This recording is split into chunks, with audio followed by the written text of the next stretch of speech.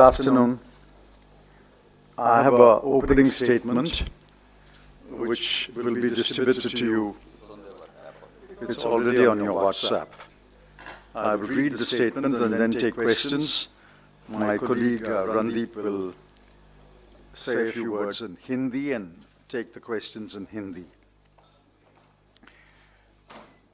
The finance minister flattered me by quoting the same couplet from Tirukkural that I had recited in one of my early budget speeches. Maybe she had not been instructed by her staff that this kural has already been used in the budget speeches. She flattered only to deceive. She deceived the people of India, especially the poor, the working class, the migrants, the farmers, the industrial units that had been closed down permanently, and those who had lost their jobs, both regular and informal, and are still looking for jobs. She deceived those who were listening to her speech, especially the members of parliament, who had no clue that she had imposed cesses on a large number of products, including petroleum and diesel. Rupees 2.5 on petrol per litre and rupees 4 on diesel per litre is a cruel blow to the average citizen, including the farmers. It was a vengeful act against the thousands of farmers who took out the longest tractor rally in history. It was also a cruel blow to federalism, because the states do not get a share of the revenue from cesses. There are other important matters that the FM did not mention in her speech. For example, she did not mention defense at all, as if the Chinese had vacated occupied Indian territory. She did not mention that defense expenditure in 2021-22 will see no rise. It is flat at rupees 3,47,088 crore, almost the same as the rupees 3,43,822 crore in the current year.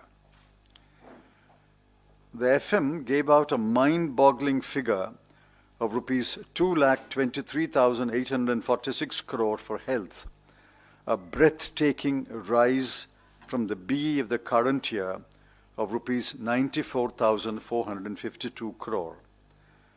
As I had warned, it was a conjurer's trick. She added the one-time cost of vaccination, rupees 35,000 crore, and, mark this, and the Finance Commission grants amounting to rupees 49,214 crore. She also included the allocations to the Department of Water and Sanitation. Shorn of these add-ons, the allocations for health were rupees 72,934 crore in 2020-21 and rupees 79,602 crore in 21-22. Given inflation, the increase is practically nil. However, on page 10 of the budget at a glance, the two numbers are very different. They are rupees 82,445 crore and rupees 74,602 crore, which means a reduction in expenditure from the level in the current year. What kind of additional health infrastructure can be built with this parsimonious allocation? Hence, on the two non-negotiables that the Congress party had listed on 28th January at the press conference, namely defense expenditure and healthcare expenditure, the government has miserably failed the people of this country. The fiscal numbers show that the fiscal situation is in a mess. The revenue deficit, 7.5%, and the fiscal deficit, 9.5% in the current year, have exceeded every prediction, including the government's prediction. In 2021-22, the government estimates it will borrow about rupees 3.42 lakh crore less, but nobody is willing to believe the government. The borrowing number has been understated by assuming that there will be disinvestment revenues of rupees 1.75 lakh crore. The record of this government on disinvestment is poor. The government has also assumed that tax revenues will increase by 15%, another questionable assumption.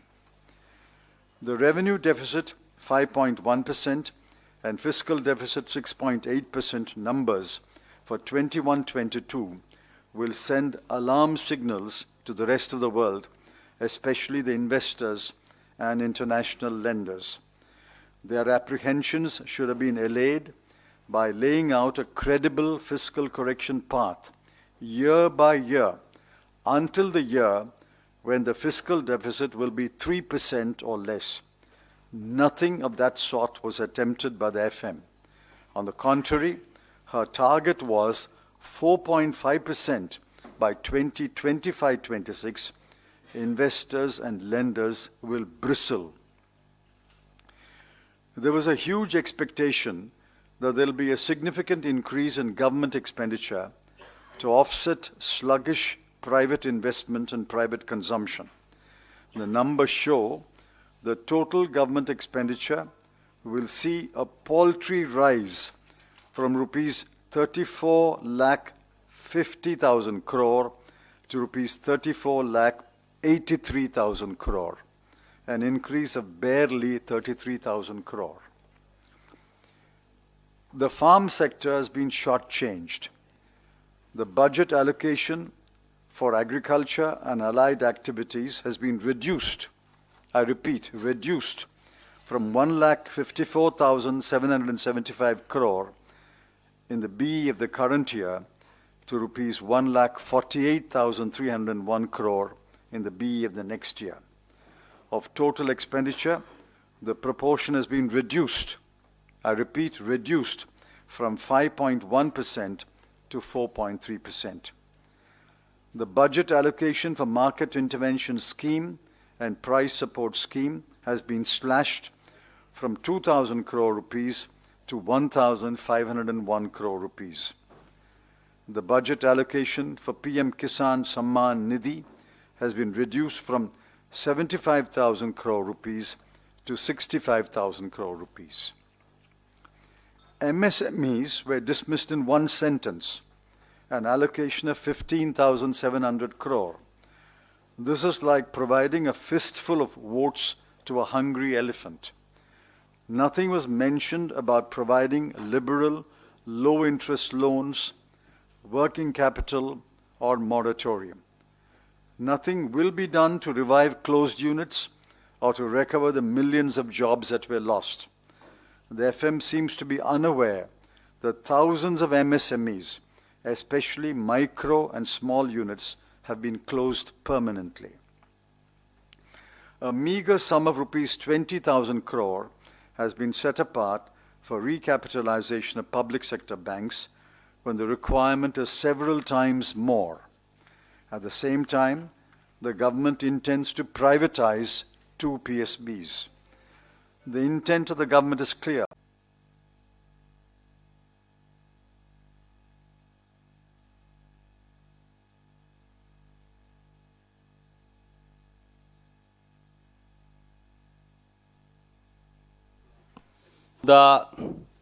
पहाड़ और निकली चूहिया साबित हुआ है, उसे लेकर आज माननीय पी चिदम्बरम साहब, जो पूर्व वित्त मंत्री के साथ साथ और गृह मंत्री के साथ साथ देश के जाने माने अर्थशास्त्री भी हैं, वो भारतीय राष्ट्रीय कांग्रेस की ओर से अपने विचार साझा करने के लिए आपके बीच में हैं।